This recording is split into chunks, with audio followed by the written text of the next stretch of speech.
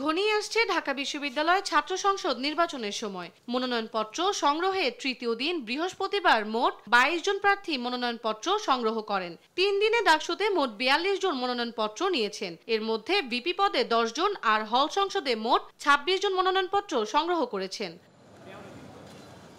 বিকেলে সংবাদ সম্মেলনে প্রধান রিটার্নিং কর্মকর্তা জানান, নিরপেক্ষ জায়গায় ভোট কেন্দ্র করা হয়েছে। রাজনৈতিক প্রভাব এড়াতে হলের কাছে ভোট কেন্দ্র রাখা হয়নি। ভোটারদের যাতায়াতের ব্যবস্থা করবে বিশ্ববিদ্যালয় প্রশাসন। এদিন বিকেলে মধুর ক্যান্টিনের সামনে ডাকসু নির্বাচন নিয়ে সংবাদ সম্মেলন করে গণতান্ত্রিক ছাত্র সংসদ। বিশ্ববিদ্যালয়ের হলে ছাত্র রাজনীতি বন্ধ করে প্রশাসনকে লিখিত প্রজ্ঞাপন দেওয়ার আহ্বান জানান তারা। আপনি জানেন যে অনেকেই বলতেছে যে রাজনীতি যদি ক্যাম্পাসে থাকে তাহলে সেটা হলে থাকবে না কেন।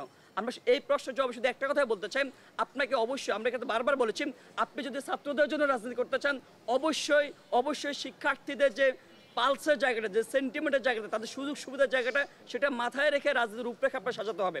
এদিকে বিশ্ববিদ্যালয় উপাচার্যের সঙ্গে বৈঠক করেন জাতীয়তাবাদী ছাত্র দলের নেতারা। সংগঠনের সভাপতি দাবি করেন, সাম্প্রতিক সময়ে মব তৈরি করে ক্যাম্পাসে অস্থিতিশীল পরিস্থিতির তৈরির পেছনে শিবির জড়িত। ভিসি স্যার সহ আমাদের প্রভিসি স্যার, প্রক্টর স্যার, কোষাধ্যক্ষ স্যার, তারা সবাই এক বাক্যে স্বীকার করেছে এই ঢাকা বিশ্ববিদ্যালয়ের এই মব ক্রিয়েট থেকে শুরু করে সর্বশেষ যে বড় ধরনের প্রবলেমগুলো হচ্ছে তার পেছনে গুপ্ত রাজনীতি জড়িত। যে এখানে সরাসরি বলি, ইসলামী ছাত্র শিবির গুপ্ত রাজনীতি করে তাদের পরিচয় গোপন করে তারা ওইসব জায়গায় দখল করে নিচ্ছে।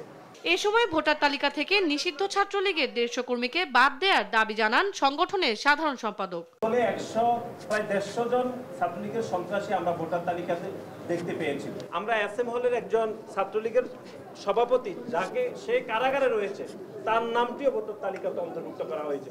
সুতরাং এ থেকে বোঝা যায় যে ঢাকা বিশ্ববিদ্যালয় গত 1 বছরে ডাকসুর বিষয়ে যত ভোটার তালিকা প্রণয়ন যত কমিটি করেছে, সেই কমিটিগুলো আসলে সঠিকভাবে কাজ করেনি।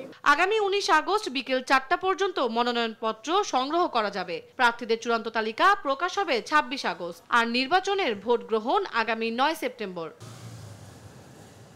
তন্দ্রা তারণ্য, দেশ টিভি, ঢাকা।